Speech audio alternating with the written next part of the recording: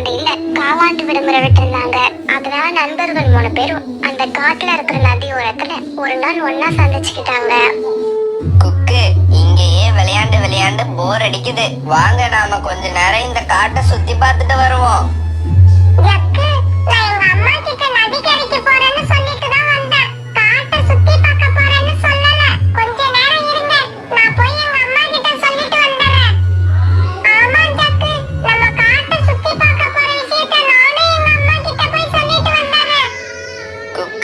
ராஜி, நாம காட்டை எவ்வளவு நேரம் சுத்தி பார்க்க போறோம்? மிஞ்சி போனா 2 மணி நேரம் ஆகும்.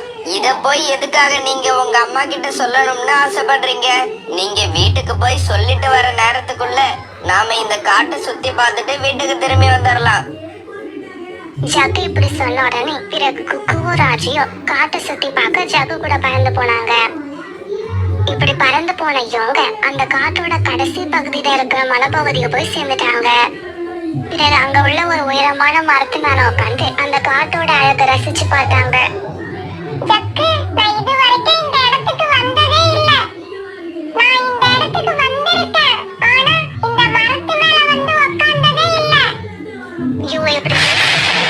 வானத்துல திடீர்னு கருமை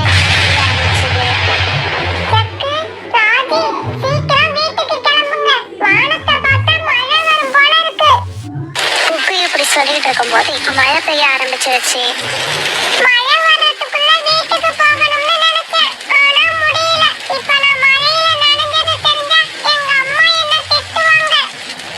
எங்க அம்மா கூட என்ன திட்டுவாங்கதான்.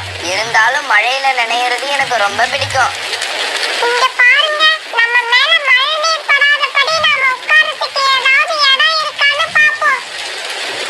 இப்படி பேசிக்கிட்ட நண்பர்கள் பிறகு அங்கிருந்து பறக்க கொஞ்ச தூரத்துலயே அவங்க நினைச்ச மாதிரி ஒரு மரம் இருந்தது. உடனே நண்பர்கள் 3 பேரும் அந்த மரத்துல போய் உட்கார்ந்தாங்க. இப்ப அவங்க மேல மழை நீர் அவ்வளவா படல. அந்த இடம் அவங்களுக்கு பாதுகாப்பாவும் இருந்தது. இப்படி இவங்க உட்கார்ந்த கொஞ்ச நேரத்துல ஜக்கு அங்க இருந்து ஒரு மரத்துல கொய்யா பழம் ஒண்ணு இருக்கிறத பாத்துட்டான். உடனே பறந்து போன ஜக்கு அந்த கொய்யா பழத்தை பறிச்சு எடுத்துக்கிட்டான். நண்பர்களே, எனக்கு இன்னைக்கு அதிர்ஷ்டமான நாள். அதனாலதான் நான் சாப்பிட்றதுக்கு எனக்கு ஒரு கொய்யா பழம் கிடைச்சிருக்கு. இந்த பழத்தை இப்ப நான் சாப்பிட போறேன்.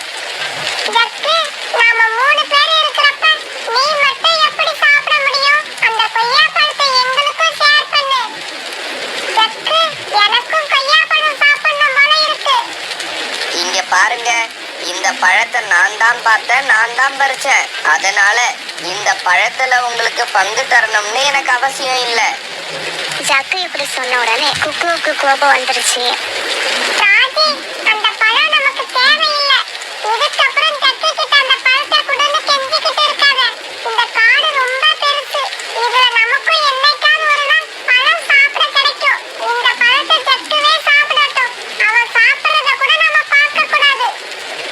பேசிக்கிட்ட குக்குவும் ராஜியும் பிறகு வேற பக்கம் திரும்பி உட்கார்ந்தாங்க.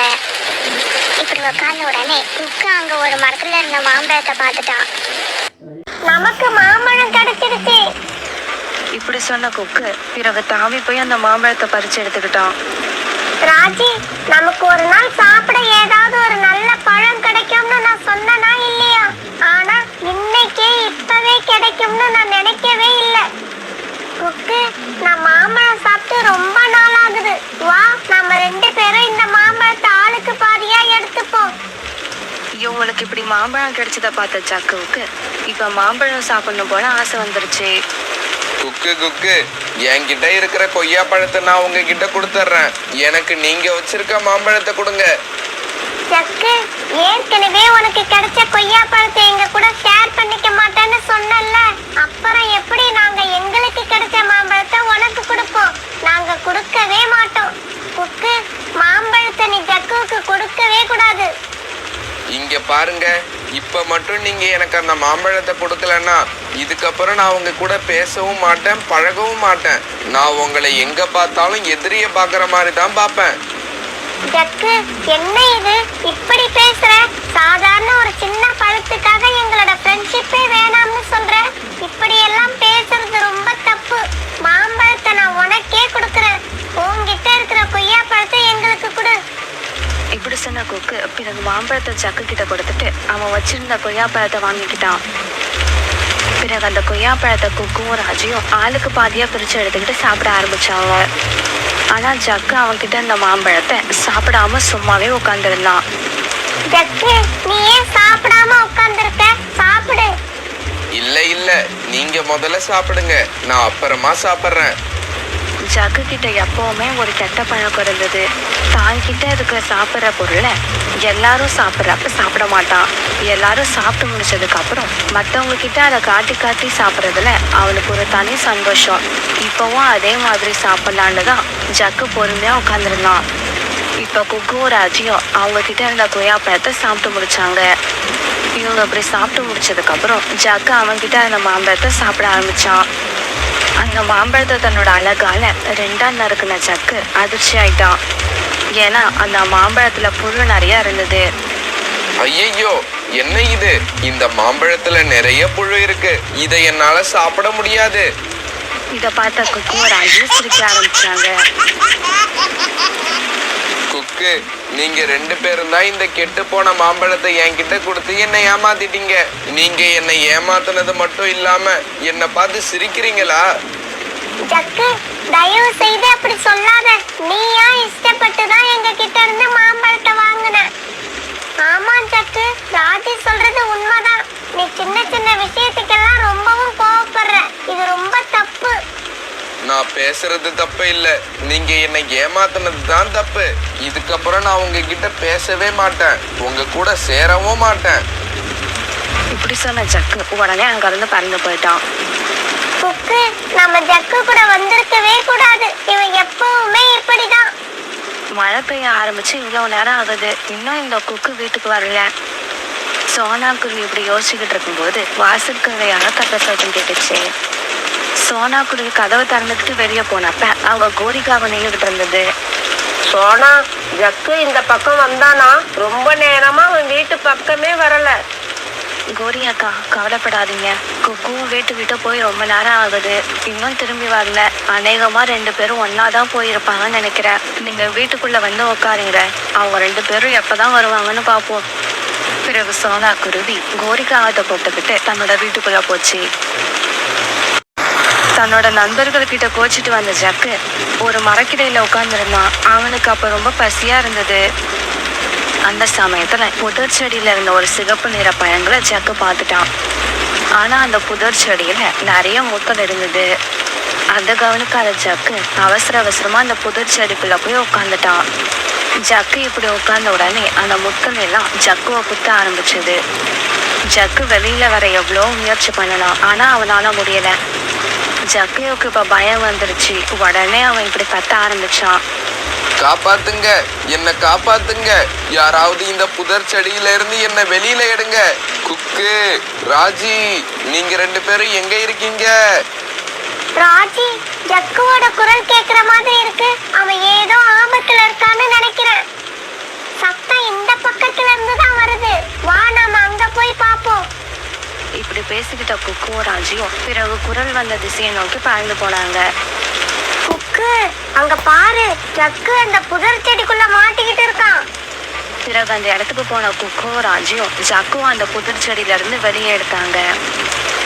ஜக்கு, நீ எதுக்காக அந்த புதர் செடி பக்கம் போன? அந்த செடிக்குள்ள சிகப்பு கலர்ல பழங்கள் இருக்கிறத பார்த்தேன். ஆனா இவ்வளவு முள்ளு அங்க இருக்கும்னு எனக்கு தெரியாது. இவன் அப்படி பேசிக்கிட்டு இருக்கும்போது இருட்ட ஆரம்பிச்சிருச்சு. அது மழைக்காலன்றதால அன்னைக்கு சீக்கிரமாவே இருட்ட ஆரம்பிச்சது. இப்ப நண்பர்கள் 3 பேரோட மனசுலையும் எப்படி வீட்டுக்கு போக போறோங்கிற பயம் வந்துருச்சு. ஜக்கு, இப்ப நாம எப்படி வீட்டுக்கு போறது? இவ்வளவு இருட்டுல நம்மளால கண்டிப்பா வீட்டுக்கு போக முடியாது. குக்கு, நான் சொல்றத கேளுங்க. இங்க இருந்து என்னோட பாட்டி வீடு பக்கத்துல தான் இருக்கு. நாம பேசாம அங்க போயிடுவோம். ஜக்கு, உனக்கு உங்க பாட்டி வீட்டுக்கு போறதுக்கு வழி தெரியுமா? நான் அடிக்கடி எங்க பாட்டி வீட்டுக்கு போயிருக்கேன், எனக்கு வழி நல்லா தெரியும். சீக்கிரமா வாங்க, இந்த இடத்தை விட்டு கிளம்புவோம். இப்படி பேசிக்கிட்ட நண்பர்கள் 3 பேரும் பிறகு ஜக்குவோட பாட்டி வீட்டை நோக்கி பறக்க ஆரம்பிச்சாங்க. டேய் ஜக்கு, நீங்க 3 பேரும் வீட்டுல சொல்லிட்டு தானே இங்க வந்தீங்க? வந்து பாட்டிமா, நாங்க இங்க வந்தது எங்களோட அம்மாவுக்கு தெரியாது. ரொம்ப இருட்டி போனதால வீட்டுக்கு போக வழி தெரியாத நாங்க உங்க வீட்டுக்கு வந்துட்டோம். அட பாவிகளா, இப்படி பண்ணிட்டீங்களே. இந்நேரம் உங்க அம்மா எல்லாம் நீங்க எங்க போயிருக்கீங்கன்னு தெரியாம எப்படி தெரியுமா தவிச்சுக்கிட்டு இருப்பாங்க. இப்படி சொன்ன ஜக்குவோட பாட்டி உடனே பக்கத்து வீட்டுக்கு போனாங்க. ரோனி ரோனி, உன்னோட போனை கொஞ்சம் கொடு, என்னோட மருமகளுக்கு ஒரு போன் பண்ணிக்கிறேன். அத்தை சொல்லுங்க அத்தை. கோரி, என்னோட பேரன் ஜக்கு அவனோட நண்பர்கள் குக்கு ராஜி இவங்க 2 பேரையும் கூப்பிட்டுக்கிட்டு என்னோட வீட்டுக்கு தான் வந்திருக்கான். அதனால அவங்கள நினைச்சு யாரும் கவலைப்பட வேண்டாம். கௌரியோட அத்தை ஃபோன் பண்ணின உடனே அங்க இருந்த கௌரி, சோனா, குருவி அப்புறம் ராணிபுரா இவங்க 3 பேரும் ரொம்ப சந்தோஷப்பட்டாங்க. இந்த ஸ்டோரி பிடிச்சிருந்தா லைக் பண்ணுங்கள், ஷேர் பண்ணுங்கள், சப்ஸ்கிரைப் பண்ணிக்கோங்க. பாய் குட்டீஸ், பாய்.